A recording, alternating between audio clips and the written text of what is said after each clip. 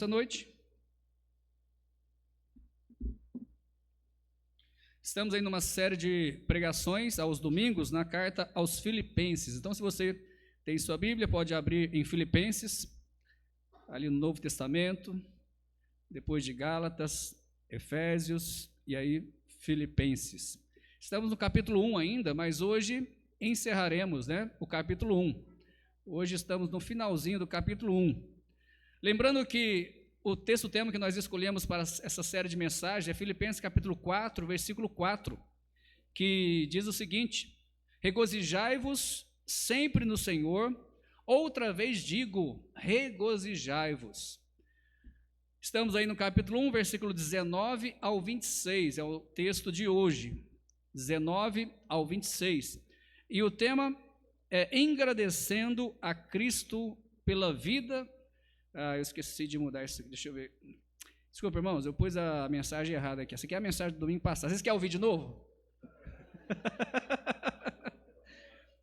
Deixa eu ver aqui que ela está... Geralmente eu ponho num lugar especial aqui, e aí eu pus aqui, sim, eu gravei, mas não pus nesse lugar especial. Aí está antiga aqui. Então o dele estava certo, que ele colocou ali para os irmãos, né? Viram o tema ou não? Não deu tempo, não? Então, agora sim. O irmão encerrou a gravação? Ok. Então, o tema é vivendo de modo digno do Evangelho de Cristo. Vivendo de modo digno do Evangelho de Cristo.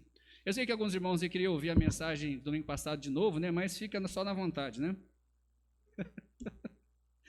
Ok, vamos ler então nosso texto. Os que podem, se colocam de pé, fazendo favor, em reverência à palavra de Deus. E a Bíblia nos diz o seguinte: somente deveis portar-vos dignamente conforme o Evangelho de Cristo, para que quer vá e vos veja, quer esteja ausente, ouça acerca de vós que estáis no mesmo espírito, combatendo juntamente com o mesmo ânimo pela fé do Evangelho. Em nada vos espanteis dos que resistem, o que para eles, na verdade, é indício de perdição, mas para vós, de salvação. E isto de Deus.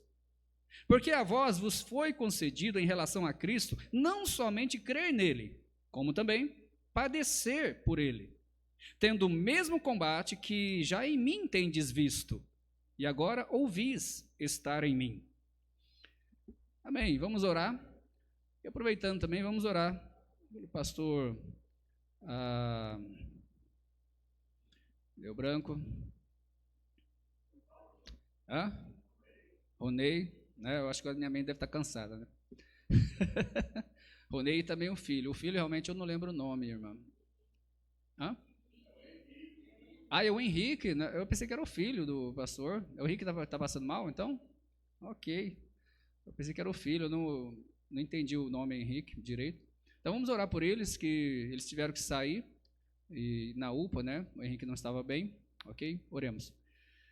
Pai, nesse momento agradecemos, Senhor, pela Tua graça, pela Tua misericórdia em nossas vidas, e queremos também nesse momento, tanto pedir pela mensagem, Pai, que o Senhor esteja falando aos nossos corações, cada um aqui, Pai, realmente que o Espírito Santo fale fortemente no coração de cada pessoa aqui presente e daqueles que estão acompanhando também pelo Facebook.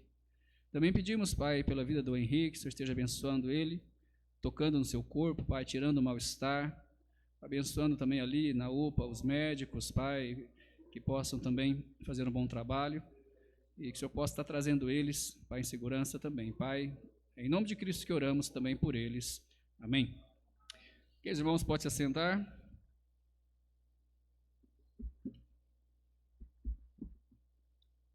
Logo após Paulo descrever a sua grande questão,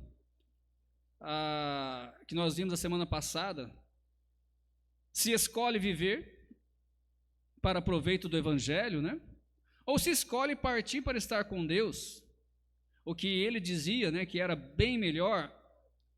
Paulo, agora no nosso texto que acabamos de ler, ele exorta aos filipenses a viverem de modo digno do Evangelho, através da unidade e coragem, em face das hostilidades que haviam naquela época contra o Evangelho.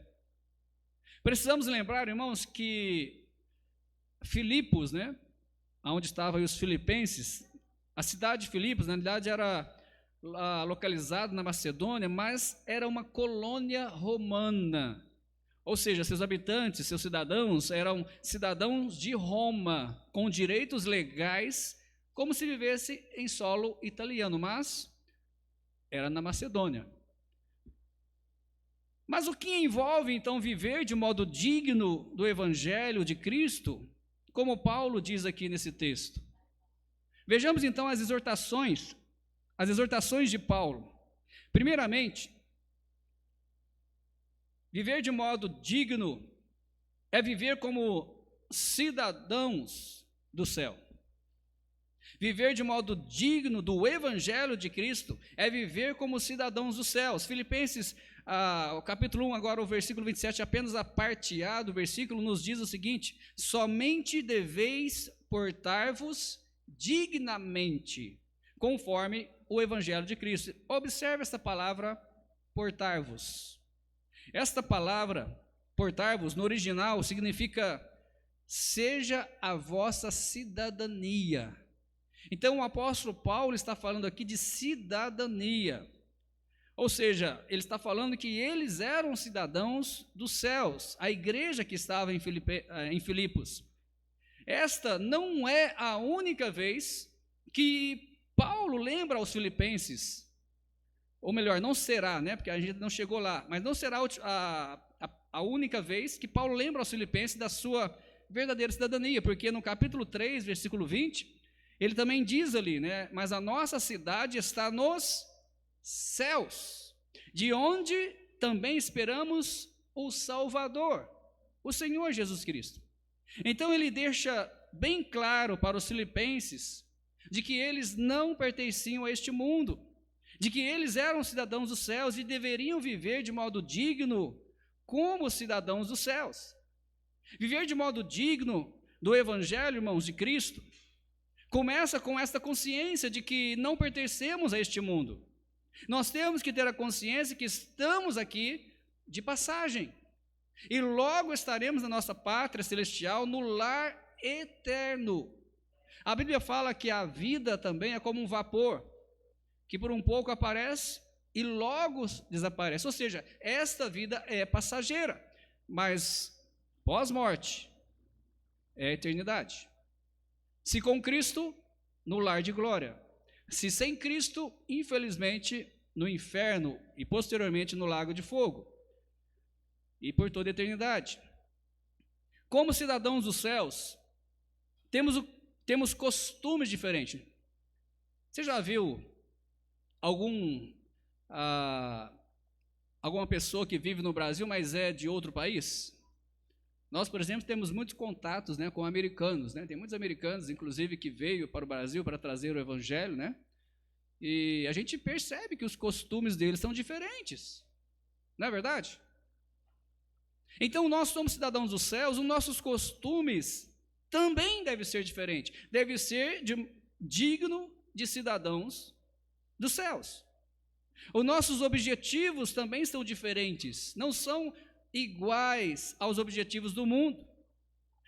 O nosso palavreado, a nossa forma de falar também é diferente. Eu acabei de convidar os irmãos para a conferência, né, de missões, e o que o pastor Roberto Smith tem? Sotaque. Ele fala diferente. Ele fala, logo você percebe, olha, ele não é daqui.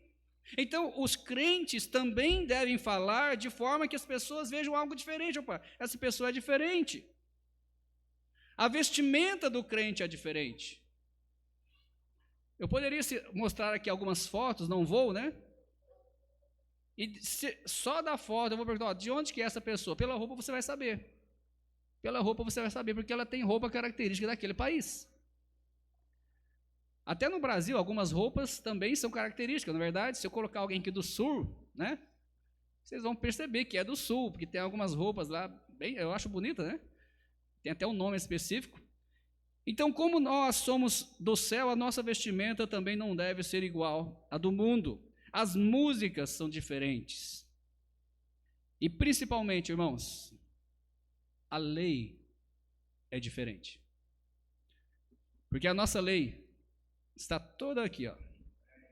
Eu não estou dizendo, irmãos, que nós não devemos obedecer às leis do nosso país. A lei maior diz que devemos obedecer às leis do nosso país. Entendeu? Então nós devemos sim obedecer às leis do nosso país, fazer o melhor pelo nosso país, mas sabemos que a nossa pátria é o lar de glória, o lar celestial. Então, é isso que o apóstolo Paulo está querendo mostrar para os filipenses: viver de modo digno, viver como cidadãos dos céus. Da mesma forma que Filipos era uma colônia romana, lembra que eu disse isso? Os cristãos de Filipos, no caso, que viviam lá em Filipos, deveriam então viver como uma comunidade, como se fosse uma colônia dos céus, ali em Filipos, vivendo de maneira digna de sua cidadania celestial. Hebreus 13, versículo 14 também nos diz: porque não temos aqui cidade permanente, mas buscamos a futura. E glória a Deus, irmãos, logo estaremos lá, por toda a eternidade. Não vai haver mais pecado, aleluia, porque eu detesto o pecado. Pastor, mas o senhor peca, é verdade, por isso que eu detesto, porque eu queria não pecar, e lá não vai ter mais pecado, não vai ter mais dor, não vai ter mais doença. E eu estou doidinho para ir para lá, irmãos. Só não quero morrer, né? Eu quero que Cristo venha e me leve logo, né? Mas não quero ir através da morte, não. Ok? Mas, segundo lugar, ou seja, viver de modo digno também inclui combater juntos pela fé. Viver de modo digno do Evangelho também inclui combater juntos pela fé. Olha os versículos aí, 27, a parte B agora do versículo, o restante do versículo, e também o versículo 28, que diz o seguinte: para que quer vá e vos veja, quer esteja ausente, ouça acerca de vós que estáis no mesmo espírito, combatendo juntamente com o mesmo ânimo, pela fé do Evangelho. E em nada vos espanteis dos que resistem, o que para eles, na verdade, é indício de perdição, mas para vós, de salvação, e isto de Deus. Paulo desejava que os filipenses não dependessem dele para combater, por isso ele diz aí, né, quer esteja com vós, ou quer esteja ausente. Ele não queria que a igreja dos filipenses dependesse dele para continuar trabalhando, continuar lutando firmes, mas ele queria realmente que eles continuassem a lutar firmes, e Paulo queria ouvir isso deles. Paulo queria ter notícias de que a igreja de Filipos estava lutando firme, estava combatendo o bom combate, e eles então deviam estar firmes, lutando juntos. Olha que interessante, estar no mesmo espírito aqui indica uma ofensiva unificada. Para quem gosta de futebol sabe o que é isso, né? Uma ofensiva, né? Unificada. Mas isso também serve para combate, guerra, né? Ofensiva unificada. Mas no caso aí fala estar num mesmo espírito. Aqui está dizendo também como se fosse uma só alma, uma só unidade com a mesma disposição interior. Ou seja, começa no interior essa disposição de realmente querer batalhar juntos e não sozinho. Firmeza e coragem deviam ser temperadas com unidade na pregação do Evangelho e resistência ao mal. O Evangelho, irmãos, causa em nós confiança e dedicação. É isso que o Evangelho causa em nós. Somos confiantes e, ao mesmo tempo, queremos ser dedicados ao Evangelho, queremos ser dedicados a Cristo. E não é isso que nós precisamos hoje? E não é isso que nós precisamos hoje? A igreja de Cristo hoje está espalhada, não é verdade? Cada um tem lutado a sua própria luta e não tem se unificado para lutar a mesma luta, no mesmo espírito. Poucas são as vezes em que a igreja se une para evangelizar juntos, para sair realmente a batalha que ela foi chamada a batalhar. Qual que é essa batalha, pastor? Resgatar almas do inferno, através do evangelho de salvação em Jesus Cristo. Muitos, depois da pandemia, nem aparecem mais nos cultos. E por estarem tão ligados neste mundo, não conseguem nem lutar. Não conseguem nem sair para lutar a batalha da fé.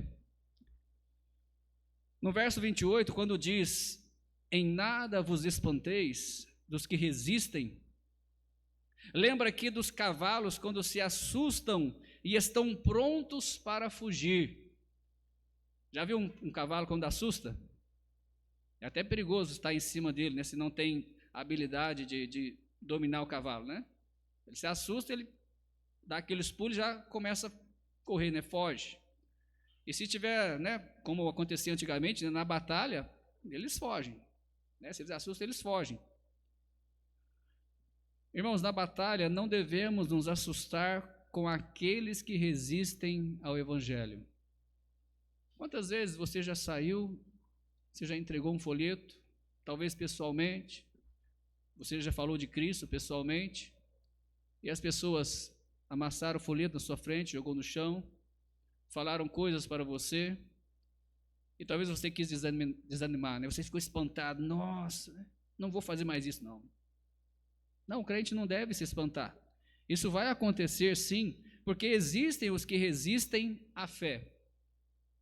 Só que a gente sabe, como está aí no texto, que esses que resistem à fé, Deus condenará todos eles. E os que realmente se entregaram a Cristo, ou seja, a igreja, nós seremos salvos. Então não há pelo que espantar, não há pelo que desanimar. É perca deles, infelizmente, né? Nós queremos o melhor, nós queremos que mais pessoas sejam salvas, mais pessoas tenham certeza e segurança de salvação em Cristo, mas nós não podemos obrigar, e nem Deus obriga. Então, se Deus não obriga, por que eu vou obrigar? Por que eu vou brigar também, né, com as pessoas por causa disso? Nós estamos oferecendo a melhor coisa que existe neste mundo: salvação eterna em Cristo Jesus, um lar celestial, como nós já falamos. Em terceiro lugar, viver de modo digno do evangelho é padecer por Cristo. Padecer por Cristo também é viver de modo digno. Versículo 29, versículo 30 diz o seguinte: porque a vós vos foi concedido em relação a Cristo não somente crer nele, como também padecer por ele, tendo o mesmo combate de que já em mim tendes vistos e que agora ouvis estar em mim. Olha as fotos aí. O que te lembra essa foto? Essas duas fotos, essas duas imagens, né? O que te lembra?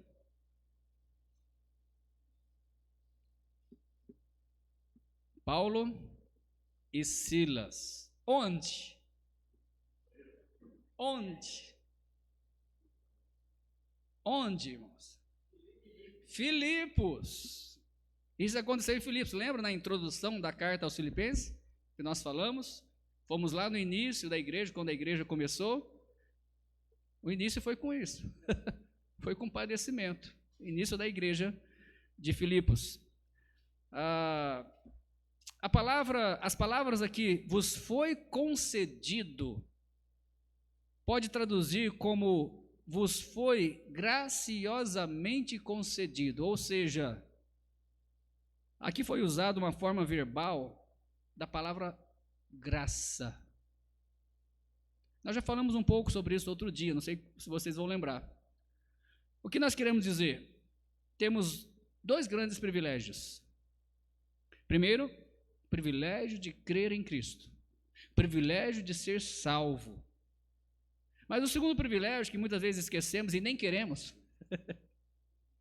é de sofrer por Cristo. Não é sofrer por outras coisas, mas sofrer por Cristo. O apóstolo Paulo coloca como dois privilégios, ou seja, somos agraciados em ser salvos e somos agraciados em sofrer por Cristo. Pastor, não entendo isso. Sim, verdade. As coisas espirituais muitas vezes não dá para entender, mas isso aqui é sobrenatural. Isso aqui é o poder do Espírito Santo na vida de um salvo, na vida de um cristão verdadeiro. O apóstolo Paulo, ele tem autoridade para dizer o que ele está dizendo. Sofrer, para o apóstolo Paulo e para os verdadeiros cristãos, sofrer por Cristo, ok? Não é um preço. Não é um preço, mas é um dom, um presente, uma oportunidade pela graça de Deus. Então, aqueles que sofrem por Cristo devem ficar alegres, devem viver de modo digno do Evangelho, padecendo mesmo por Cristo. Isso não era uma teoria para Paulo, como eu disse, ele tinha grande autoridade, porque foi algo experimentado por ele, durante toda a sua trajetória cristã. O apóstolo Paulo, ele antes, sendo Saulo, chamava Saulo, ele perseguia os cristãos, e até aí estava tudo bem, para quem conhece a história, estava tudo bem, estava mil maravilha. Agora você nem vai querer ser mais crente, Mas foi só ele converter, irmãos. Foi só ele ser um apóstolo de Jesus Cristo, receber o chamado e aceitar. Pronto, acabou a paz, acabou a vida boa, porque só foi perseguição. Logo, pouco tempo depois, para quem lembra, pouco tempo depois de ele ter se convertido, já queriam matar o homem. Pouco tempo, nem saiu das fraldas. A gente fala que quem recebe Jesus é um novo nascimento, um bebê na fé. O apóstolo Paulo era um bebê na fé, nem tinha saído das fraldas, já queria matar o homem, por ter se convertido. Então ele tem total autoridade de dizer que sofrer por Cristo é algo maravilhoso, é algo pela graça, é algo que nem todos têm. E eu vou explicar por quê. Nem todos os salvos têm isso. Eu vou explicar por quê.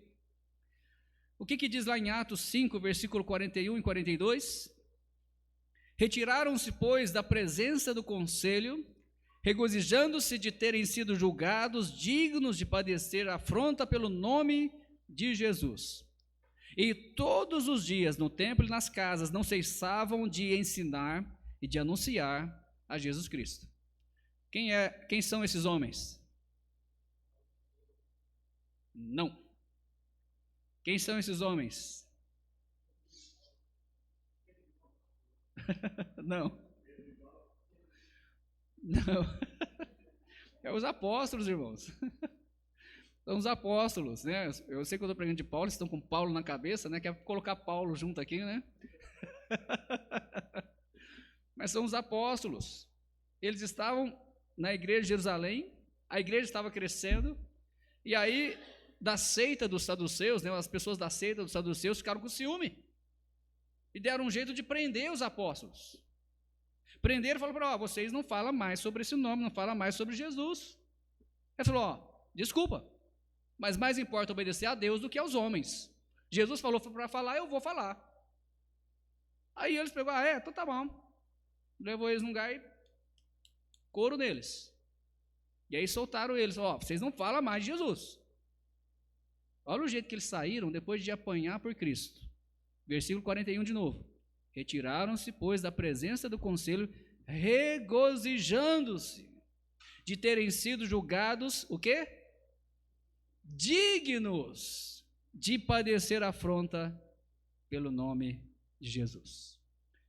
Eu fico imaginando a face, a fisionomia daqueles que usaram ali o chicote, dos saduceus, olhando aqueles homens saindo talvez até machucados e regozijando. Mas o que está acontecendo aqui? Era para sair triste, para ir chorando, gemendo, estou saindo regozijando. Quem sofre por Cristo sabe do que eu estou falando. E não só os apóstolos, mas a trajetória cristã é uma trajetória de sofrimento. A história, né? A palavra certa é história. A história cristã, a história da igreja, é uma história de sofrimento. Para quem conhece a história da igreja sabe do que eu estou dizendo. E eu fico, irmãos, muitas vezes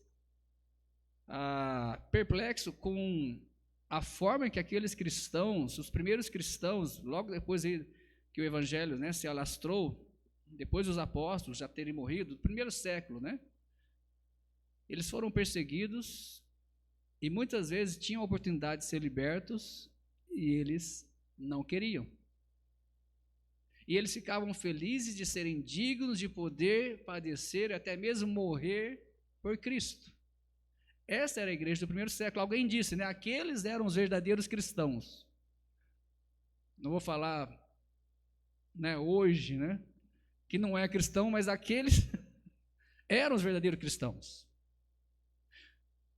Se você convertesse naquela época, você já poderia escrever o seu atestado. Ó, eu deixo as minhas coisas para ir, para quem?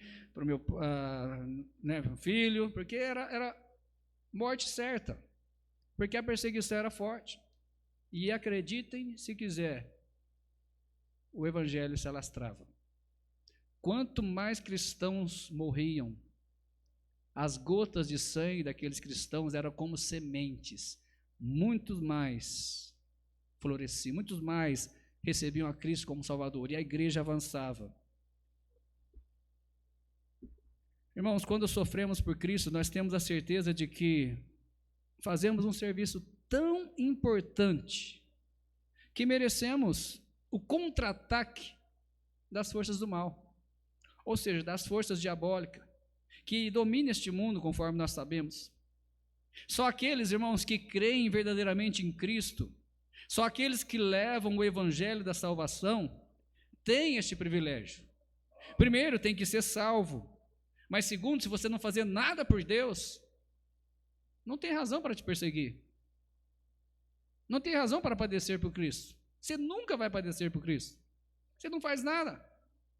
Mas se você é salvo e você leva o evangelho, você trabalha por Cristo, de certa forma, no bom sentido, não me interprete mal, no bom sentido, você incomoda,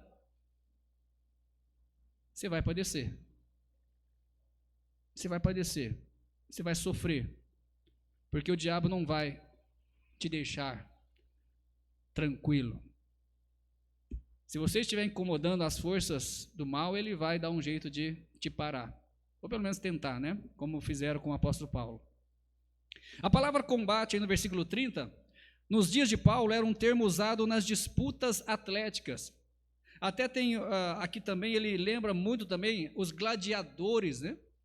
Os gladiadores que lutavam nas arenas. As palavras usadas aqui lembram muito isso. Por isso, Paulo acreditava que os filipenses também tinham entrado nesta mesma disputa com as forças pagãs, seja em Roma, como Paulo estava preso em Roma, ou em Filipos, né? A igreja ali trabalhando e atuando.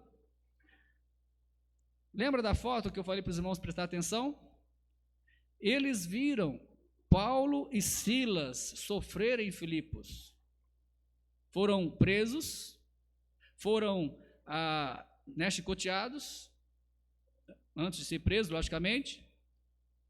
E agora, conforme o apóstolo Paulo diz aí no versículo 30, agora eles ouvem do apóstolo Paulo em Roma, porque o apóstolo Paulo está preso. Ele escreveu essa carta da prisão em Roma. Então, tudo que ele disse, ele passou, ele viveu. E como eu disse já em outras mensagens, em nenhum momento você vê o apóstolo Paulo reclamando. Em nenhum momento você vê ele chorando. Em nenhum momento você vê ele que ore por mim, para que eu seja solto. Eu quero sair daqui. Não, ele está tranquilo. Lembra a mensagem passada? Tinha duas questões difíceis, ele não sabia se, olha, eu quero ficar, né, para ajudar os irmãos, para ser mais bênção, mas eu não sei, talvez é melhor partir e estar com Cristo, porque é melhor. Ele não sabia, porque ele queria trabalhar, mas também ele pensava, olha, estar com Cristo, como eu disse hoje no início, né, sem pecado, sem dor, sem doença, corpo glorificado, como a Bíblia diz. E ele queria que os filipenses sentissem, como nós lemos o versículo tema da série de mensagens, sentissem a verdadeira alegria. Regozijai-vos sempre. Outra vez vos digo, regozijai-vos. Conclusão, irmãos. Perguntas para você meditar. Temos nós também vivido de modo digno do Evangelho de Cristo? Você se considera um cristão? Uma cristã? Você tem certeza da sua salvação? Se morresse hoje, tem certeza que vai estar com Cristo? E você tem vivido de modo digno, como você se diz, um cristão? Temos vivido, irmãos, como estrangeiros deste mundo, como cidadãos dos céus? Ou temos vivido como se fôssemos enraizar nesse mundo e nunca mais sair? Como nós temos vivido? Será que temos tido coragem para combater o bom combate da fé juntos e firmes? Ou estamos cada um de nós lutando a sua luta particular e o Evangelho padecendo? Será que temos tido o privilégio de padecer por Cristo? Se não, é porque não estamos fazendo nada, né?